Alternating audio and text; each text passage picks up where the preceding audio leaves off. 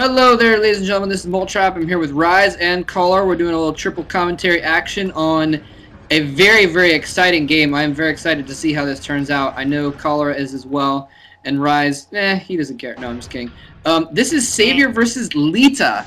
Savior versus Leta, and we were just discussing before the game. Caller and I were arguing about if Savior manages to beat Leta, if that means he's back or not.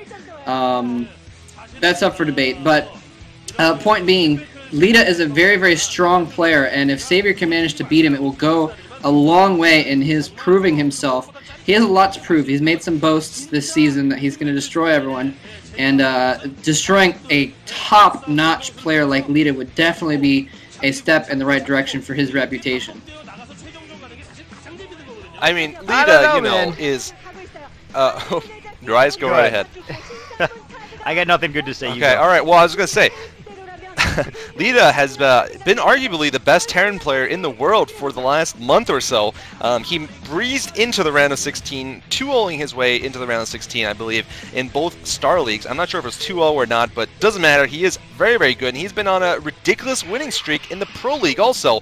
He has won, before this game, something like out of those last 10 games, he's won at least 8 of them. He's beaten, some of the best players out there, Luxury, he's beaten Zero, all these other players. I'm looking at his history from a few days ago. So he is very, very much, a favor against even Savior. And of course, Savior is still on, shaky grounds. We still don't know exactly how back he is. Although my definition of back is slightly different from Moltrap's. Moltrap's definition of back is kind of like he's the total bourgeois again, like he was in, say, 2006. My back is just he's back in contention, baby. He's a fighter.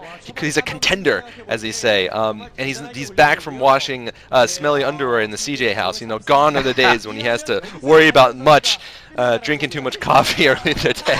Oh, gross. Gone are those days, man. Gone are the days of crying stays. all the time. Yeah, exactly. Oh, that's disgusting. Man. You know what? I hope if Savior wins this game, I hope he comes out on the stage and yells out, "Savior, save!" Yeah, that was lame. What's going on here? What's going on? We're seeing an 8-racks, by the way. Wow. But look at where Savior is scouting. Look at Savior scouting. He's going to find it right away, man. And there's no way that he's going to be able to succeed with that. I don't know. That's the worst position. Why is Savior scouting straight out into the middle? I guess he might be expecting some cheese, and it looks like he's going to spot that right about now. He spots him, goes 12 there it is. Oh, he sees it. Fine. Look at his reaction. No reaction at all. Savior just doing his job, man, and he is preparing for this. And you know what? I'm really curious as to how Leta is going to react to this, because I think that he's going to be the one to have a lot more problems with this build than Savior. Yeah, and you notice that actually Savior even pulled his Overlord away so that Leta doesn't even know that this has been scouted. I don't think he saw the Overlord there. And now our refinery going down, so Leta looks to be going for, we've seen this a little bit lately, getting a forward racks, putting some early pressure on, and then switching to mech.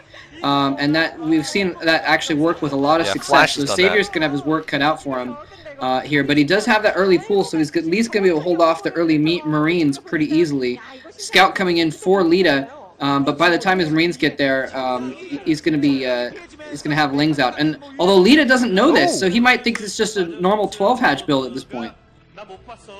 Well, I think he knows it because he's seen the lack of a hatch. He knows it's not a 12-hatch at this point, and he's backing off. The reason why I think he can do this is because Talcross has that very narrow choke point between your natural and your main. So he's thinking, well, if my bunker rush doesn't work, I can always put down supply depot there, put a Marine behind it, and be safe, which would be true. So that could be the backup plan for him, and he might have to execute the backup plan pretty soon here by putting a building there. As we're seeing right now, he's retreating.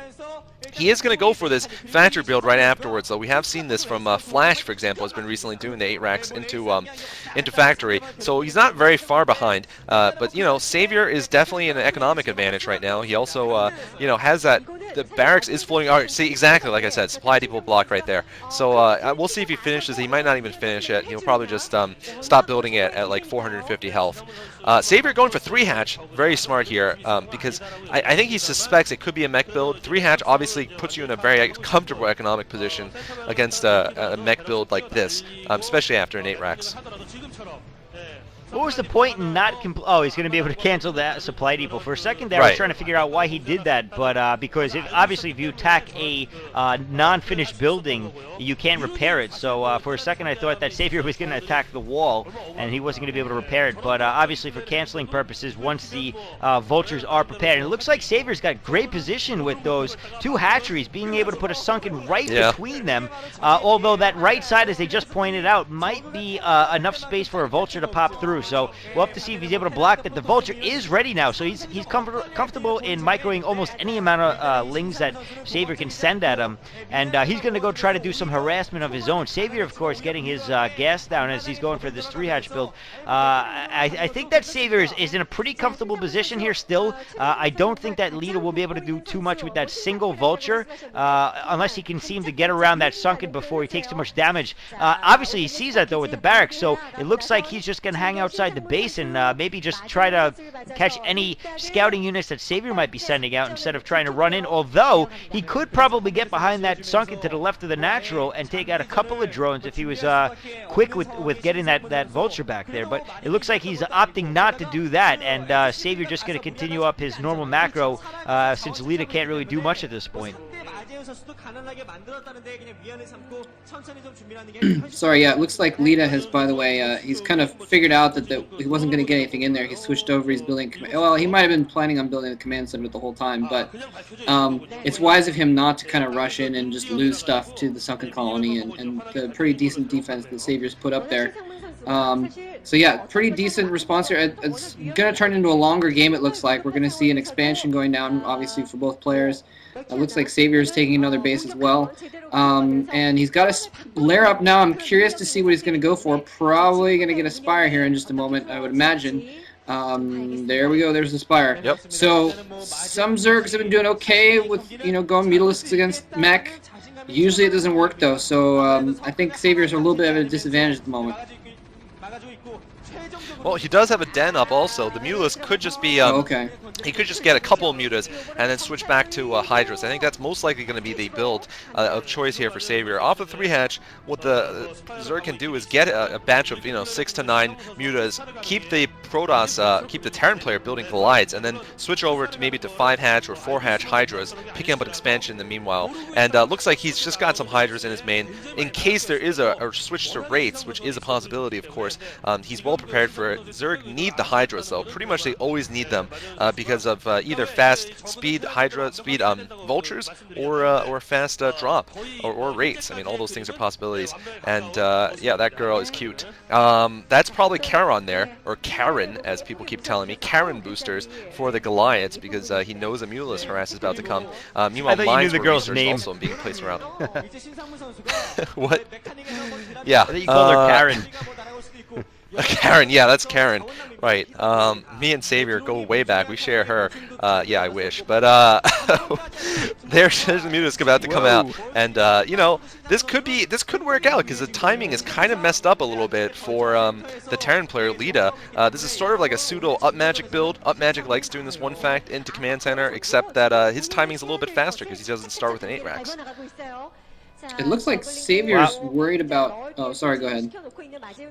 I was just going to say, I can't believe that Savior really let that full barracks just get a full scout in there like that. But obviously, trying to hide the fact that he has any Hydras, so I actually kind of like this play. But obviously, look at the direction the barracks is going in. It seems to know that Savior might be hiding something. Savior is not going to be able to hide this for long enough. It looks like it may scout it at the last second. Obviously, he realizes that he's going to lose that barracks no matter what. Savior can't move those units to the right anymore, but look at Leta. Leta stopped moving the barracks at the last second. I don't think he got a spot on that. I think it's right outside of his range, so Savior going to be able to hold up that little hide-and-seek game that he was doing, winning the match of hide-and-seek, and this may surprise Leta later on. Yeah, it's up to Leta to respond with the right unit composition, basically. If there's Hydras, he needs to have tanks with it, although he does have at least one tank. So, I mean, usually when it comes down to this, it's usually it's a battle of unit composition, of army composition. As a Terran, if they have a lot of Mutalisks, you want to have more Goliaths. if they have a lot of if they have a lot of Hydralisks, you want to have more tanks, and and the opposite is true for the Zerg. So you want to know what their unit composition is so you can counter it, and that's kind of why I think he was trying to hide those Hydralisks there. And it looks like Savior might be going in for an attack here.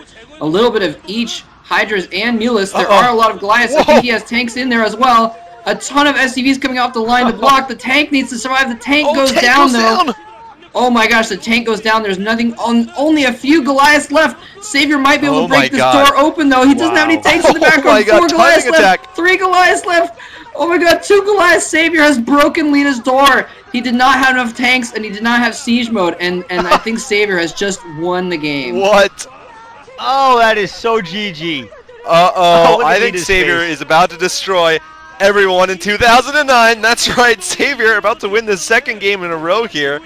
Wow, wow, wow. I mean, that was brilliant there by Savior, switching into all those Hydras and hiding them from Leta too pretty successfully. Leta has absolutely nothing he can do at this point.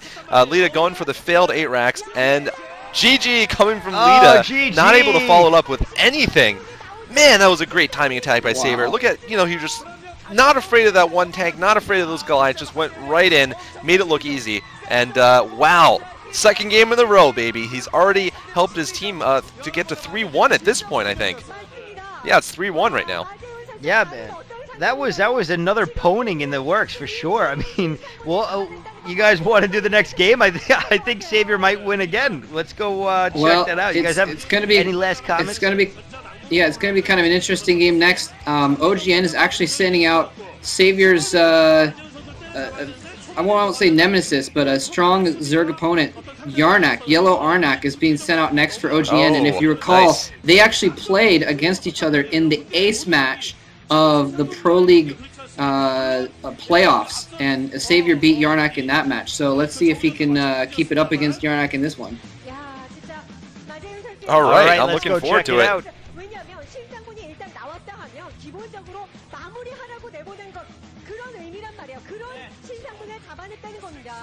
그렇죠. 한 명을 잡아도 신상무 선수는 그날 제 역할을 못한 거라는 생각이 들 만큼의 분위기였죠. 그럼요. 야, 그런데 마재현 선수가 이렇게나 시원하게 멀티빌즈의 플레이가 아니라 막히면 위험하지만 뚫을 수 있게끔 심리전을 걸었고 뚫을 수밖에 없게끔 상황을 만들었습니다. 진짜 마재현 멋진 경기력을 보여줬어요. 이병근 감독이 지금 얼굴 인상이 바뀌었어요. 왜?